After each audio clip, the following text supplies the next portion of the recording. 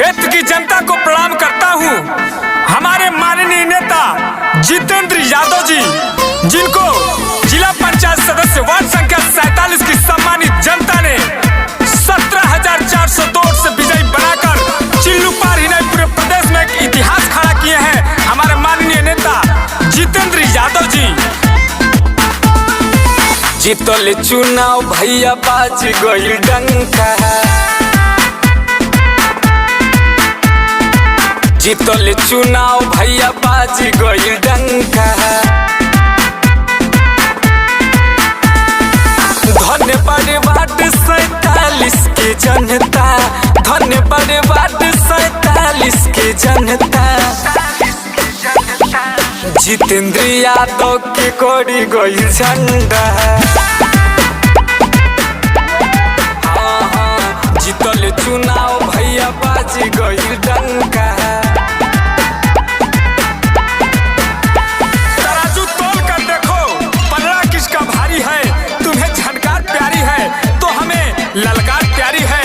Ward संख्या 47 के जनता ने विकास को चुना है, माननीय जितेंद्र यादव जी को चुना है। जी हाँ, आपके अपने जितेंद्र यादव के सच्चा सिपाही हवे, चिल्लू पार के चहेता। वार्ड 47 के जनता खातिर नेता न हवे हवे बेटा। सपा के सच्चा सिपाही हवे, चिल्लू पार के चहेता। वार्ड 47 के जनता खातिर नेता न हवे हवे बेटा।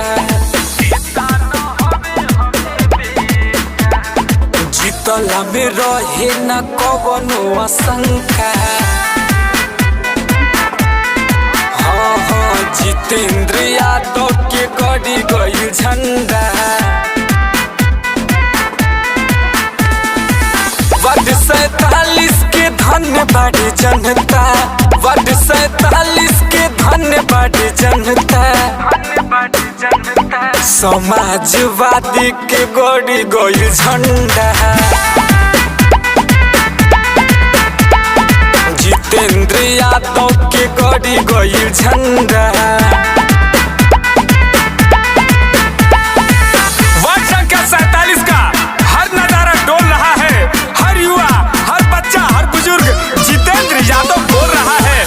वार्ड संख्या 47 में हमारे नेता जितेंद्र यादव के नाम से आंधी नहीं तूफान चल रहा है। बढ़िया में कइले रहे सेवा, दिहले बा जनता मेवा। कुशलाल यादव गावे गीतिया, भैया करे सब कर सेवा।